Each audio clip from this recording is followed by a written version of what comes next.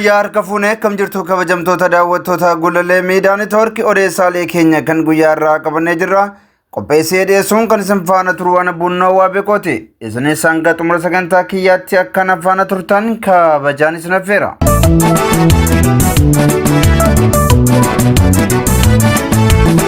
Maaturee keenya jalqabaa odeessaalee guyyaa har'aatiin weellisaa Booree Gammadaa humnoota tikaa mootummaatiin butamee fudhatamuun isaas dhagahamee jira.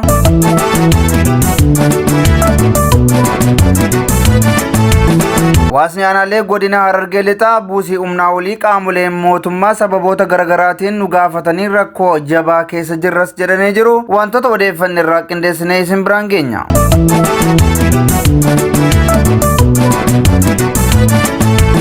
Qoreen nageenyaa Oromiyaatti ajjechaa raawwataa jiru maatii waraana bilisummaa Oromoo waliin hariiroo keessan addaan kutaa jechuun hawaasa doorsisaa akka jiru odeeffannee jirra.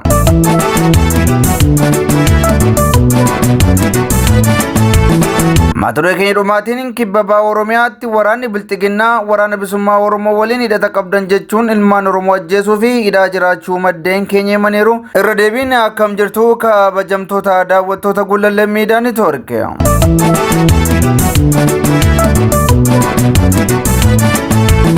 Weellisaa Booree Gammadaa humnoota mootummaatiin butamee fudhatamuun isaa beekamee jira.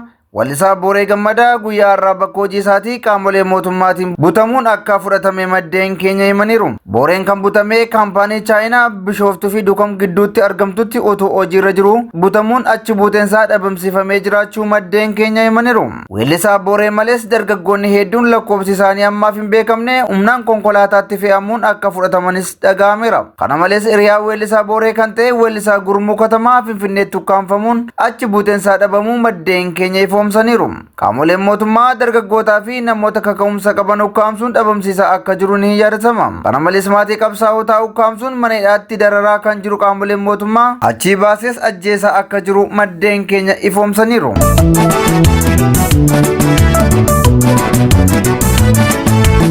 Hawaasni aanaalee godina Harargee lixaa buusii humnaan olii qaamoleen mootummaa sababoota garaagaraatiin nu gaafatanii rakkoo jabaa keessa jirraa jiran. Dhibbana gargaarsa Tigraayiif jechuun qaamoleen mootummaa araddoota baadiyyaa fi magaalattiitti bobbaafaman yeroo hawaasni ofiifuu rakkoo keessa jirutti midhaanii fi sangaa gargaarsa Tigraayiif oolu fidaa. Midhaanii fi sangaa gargaarsa Tigraayiif oolu fidaa jechuun uummatarraa dirqiin guuraa jiraachuu maddeen keenya himaniiru. Aanaalee godina Harargee lixaatti qaamoleen mootummaa sababoota garaagaraan buusii fidaa jechuun hawaasa ofiifuu rakkoo keessa jiru iraarsaa jiraachuu jiraattonni erga himachuu eegalanii bubbulanii jiru. Sababoota hawaasni ittiin iraarfamaa jiran keessaa buusii deeggarsa milishaa fi maatii milishaa, buusii buusaa gonofaa fi qallaba manneen barnootaa kan jedhan yeroo dheeraaf kan uummanni ittiin iraarfamaa jiru ta'uun beekameera. Torbanoota muraasaas ammoo gargaarsa uummata Tigraayiif jechuun midhaan, sangaa fi horii dirqiin hawaasarraa guuramaa jiraachuu maddeen keenya godinichaa nuuf ibsaniiru. Yeroo uummanni keenya ofiifuu beelaan dhumaa jirutti mootummaan humnoota isaa bobbaasee hawaasa baadiyyaarraa midhaanii fi sangaa guuraa jira jechuun jiraattonni himataa jiru. Haalli kun aanaalee godina Harargee lixaa biroottis hojiirra akka oolaa jiru ibsuun araddoota baadiyyaa fi magaalaa irraa midhaanii fi horiin guuramaa jiraachuu GMN odeeffateera. Deeggarsa Tigraayiif sababa jechuun qajeelfamii walii diriire araddaa tokkorraa midhaan kuntaala 5 fi sangaa tokko akka walitti qaban ta'us humnoonni mootummaan bobbaase garuu hawaasa araddaa tokkorraa hanga midhaan kuntaala 50 dirqiin guuraa jiraachuu maddeen keenya ifoomseera. Midhaan dirqiin guuramu kun garam akka geeffamus hin beekamu kan jedhan maddeen GMN uummata ofiifuu rakkoo garaagaraan danqamee jirurraa waan horate dirqiin guuruun hawaasicha beelamaaf saaxiluudhas jedhamee jira.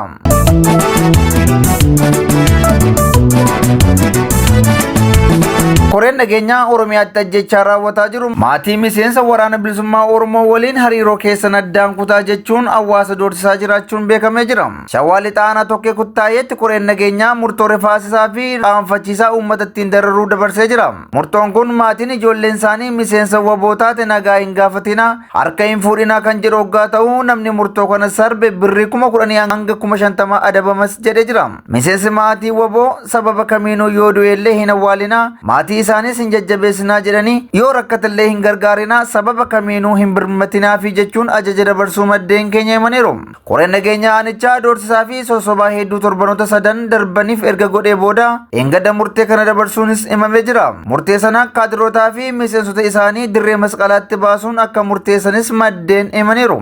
Mootummaan Itoophiyaa marii biyyaalessaa qopheessaa jira jedhee yeroo hawaasa addunyaatti dubbataa jirutti murtoo saalfachiisaa safuu hawaasaa balleessu kana murteessuun isaa caasaa garaa jabaataa ta'uusaas mirkaneessaa jedhameera.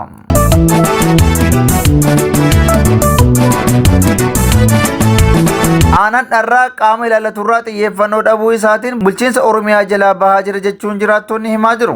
Aanaa dharraa waggoota jaan darbaniif dhumaatii fi mancaatiin hidhattoota fiinxaliyyii faannoo Amaaraan irratti raawwaturraa dhaabbatee hin beeku jechuunis jiraattonni himaniiru.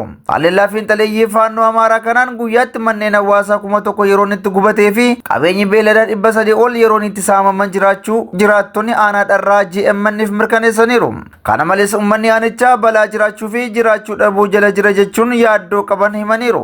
Aanaan kun bakka gareen fiinxaleessaa faannoo yeroo Gojjamii fi Walloorraa rukutamee dawoo godhatee itti tajaajilamaa jiru ta'uunsaas beekameera. Akkasumas bakka leenjii fi kuusaa hidhannoo waraanaa garee faannoo Amaaraa ta'aa jiraachuus jiraattonni himaniiru. Aanaan dharraa gama hedduun naannoo Amaaraatiin waldaangessitu waggaa taatu dhalattoonni saba Amaaraa hedduunis aanicha keessa kan jiraatanidha. Haalli kun aanichi akka weerartoota fiinxaleeyyii naannoo Amaaraatiin weeraramtu uummanni aanichaa keessa jiraatus akka balaaf saaxilamu godheeras jedhameera.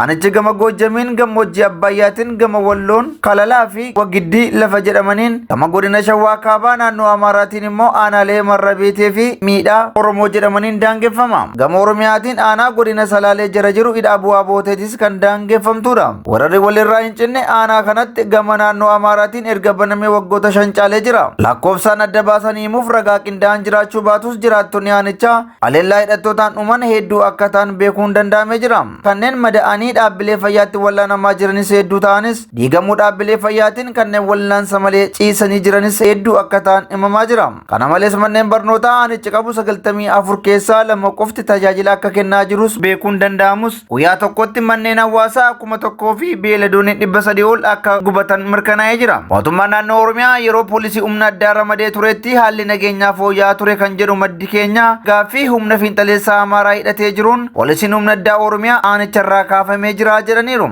Yeroo ammaa kana poolisiin federaalaa aanicha qubatee jiru maqaa shanee jedhuun hawaasa Oromoo dararuun alatti humnoota fiinxaleeyyii Amaaraa kanaaf tumsaa akka jiru maddeen keenya ibsanii jiru.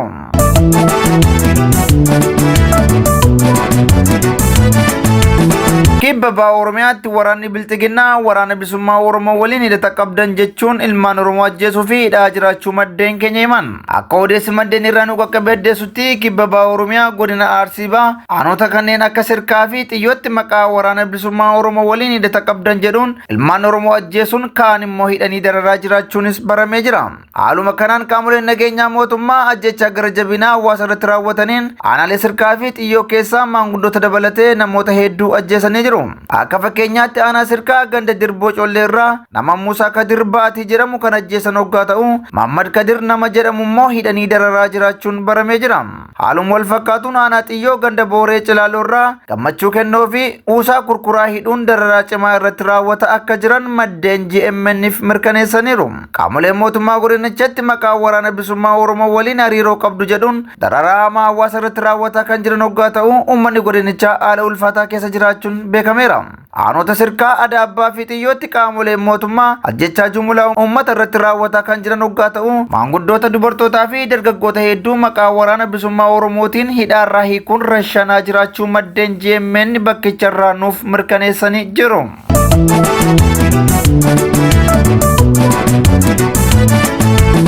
Ayyaani kabajamtoota daawwattoota Gullallee Miidiyaa Neetwoorkii odeessaaleen keenya kan guyyaa irrattiif qabanne kanneen hangasii turanii qopheessee dhiyeessuun kan isin biraan gahaa ture ana Bunnaa waa beekoti. Isinis qophiileen keenya yeroo hundumaa akka isin bargaaniif toora YouTube Gullallee Miidiyaa Neetwoorkii subscribe, share, like gochuu hin dagatinaa isiniin jenna. Wanta nu daawwattaniif galatooma.